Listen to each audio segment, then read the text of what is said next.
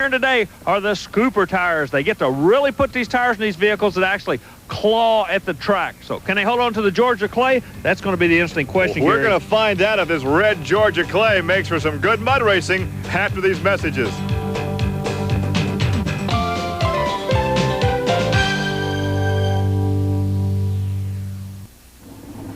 It's time to stake out your favorite vantage point here in the red Georgia clay. We're at Deer Creek Motorsports Park in Franklin, Georgia for the NMRO Championship Mud Racing. This, of course, is the open class featuring the paddle tires, the super scoopers, the bigger diggers, 200 feet of mud, a 600-foot shutdown area, and, of course, everything is electronically timed. But there's trouble. Army Armstrong, what's the problem? Well, Gary, as you well know, there's hot streaks in any kind of sports, and motorsports is no exception. The guy on a roll, literally, in the sport of professional mud racing is Ron Pence out of Missouri. He'll be driving a truck that goes by the name of Tater. He's the guy to beat, but right now, he is literally up to his elbows in mud trying to get a drivetrain problem fixed. All the rest of the vehicles are in the staging lanes. He's on the clock. Stay tuned. Let's see if he can get into this action. Well, Army, he has about 5 drivers ahead of him to run down through the mud, so perhaps he'll have time to get that problem fixed as we take a look at Joe Kenzer out of Woodstock, Georgia, in the big Chevy Corvette they call Bad Agent. Big block Chevrolet power plant, 605 cubic inches. And Army, he can really skate across the mud. Well, he has an opportunity that no other driver has. He's drawing number 1 in the field. Look how smooth the track is in front of him, and you're right. He just tippy toes on top of that mud, Gary. He gets up on top of it for 3.01. 3.01, and that could be tough to beat. You know, Gary, in drag racing, the magic time is 4 seconds. In this sport, it's 2 seconds. He goes first and gets a 3:01. We might see some 2-second shots before the day's over. Well, she's taking her own shot right there as the home video camera, very popular at any motorsports event, as we take a look at Jerome Wood. Jerome drives the Dirty Dancing, featuring a Chevy 355 engine. Look at the concentration on his face. 27 Ford fiberglass body, Gary. Normally you see this type of a engine and body setup in the sport of drag racing. In the ET category, Jerome goes out hard. Good run, excellent run. Look at that, the quick time at 2.97. So we said the 2-second barrier might be busted here today. Second one out does it. Wow, what a run. Let's take a look again, as once again he gets up on top of the mud. So perhaps today it's more advantageous to run early. And Army, you have caught up with Jerome Wood and his 27 Roadster. Hey, you talk about a Jack to John killer story. Look at here, a 297. Jerome just bangs it out the back end with the small block Chevrolet. Why do you run the small block? You're the only one here today. That's about all I can afford. You just have to run what you got, what you can afford. Now, you've won other national events. You kind of like this role as being the underdog, but you've won some of the big events before. Can you win this one today? I doubt it. There ain't no way.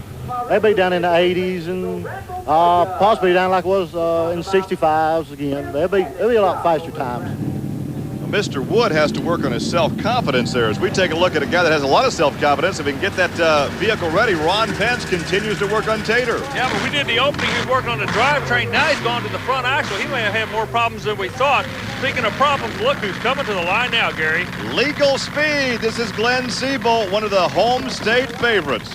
He was the local class champion on this track last year, so if anybody should have a feel for the track and be able to bump at 297, it could be this guy. Oh, look at the wheelie he pulled off the line. Great hole shot, and look at that, he did it. 2.84. 284 for Legal Speed. Wow, Gary, pulled the feet out of the water at about the 50-foot mark and powered it out, but I want you to look at the rear tires on how flat they are. You talked about the scoopers. That's why they can go so quick. Watch the front end power up and literally shoot it out the back end.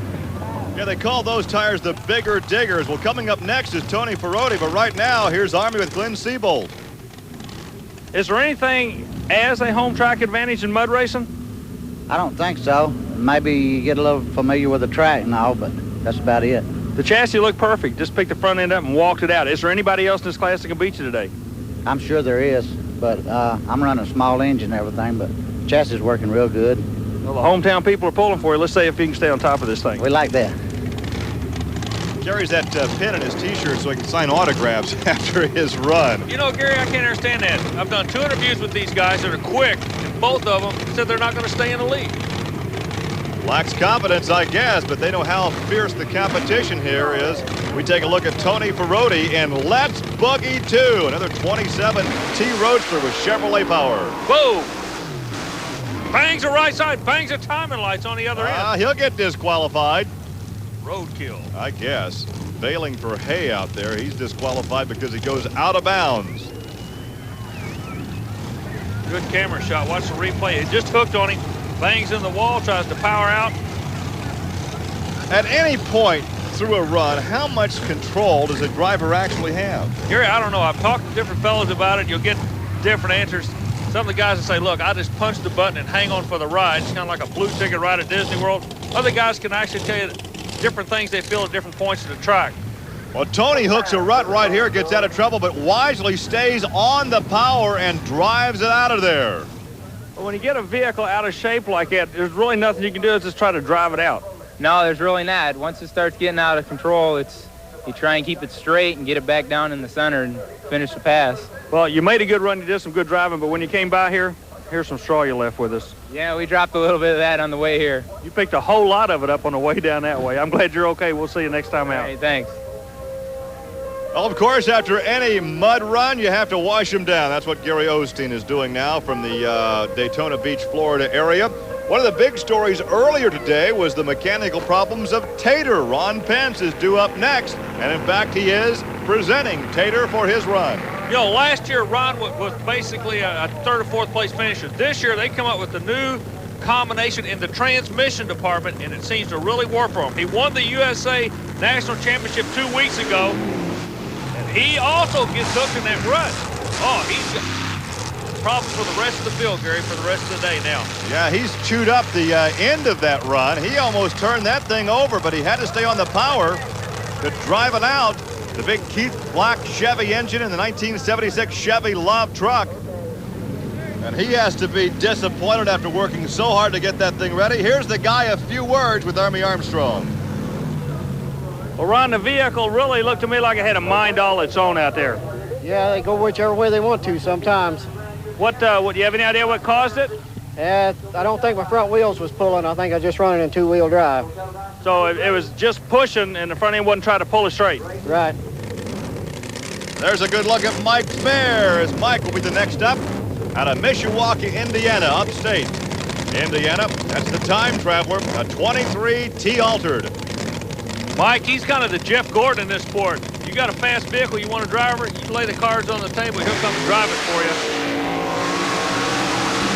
Enough to see it. Kid's good, yeah, but not quite his best. He's gone 264 before, but today at 3.17. But the most important thing here, his run straightened those grooves out. Now everybody behind Mike has got a good, relatively straight track to run in, Gary. The 1990 Phoenix City NMRO World Champion. As the crowd looks on, let's go down and talk to Mike Fair. 317, put you third right now. Yeah, the track's getting, there's a pretty good track right down the middle, and that's about all you do is stick it in the middle and go for it. I had a little mud or rock in my chain drive there on the line, and I thought it might not work, but everything came all right, so I'm happy with that time. And now we look at the Corvette. This is the Mud Shark, Mike Erdely, out of Buchanan, Michigan, a 1964 Chevrolet funny car with the Super Scoopers, the Cut Hogs, and the big 525 Keith Black Hemi. Gary, this probably has to be one of the most noticed vehicles in mud racing. Follow the sport, you've heard of the Shark. Also a member of the 2-second club, and he does it again, 2.90. That's good for second fast time. Well, the vehicle in front of him literally straightened the track out for him. He just comes and rides in the ruts. It goes a sub 3-second shot. Well, it's still a tough ride as he pulls off the helmet. Army, you have a chance to talk with the Mud Shark.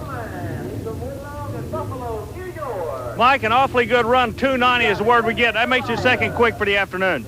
Well, we'll take that one, Army. The track was a little rough on down there. I come unglued from the track a little bit, and it cost me a little, but the best we could do today. Big smile on his face as we take a look at those Super Scoopers here in Franklin, Georgia. We have more coming up, so please stay with us.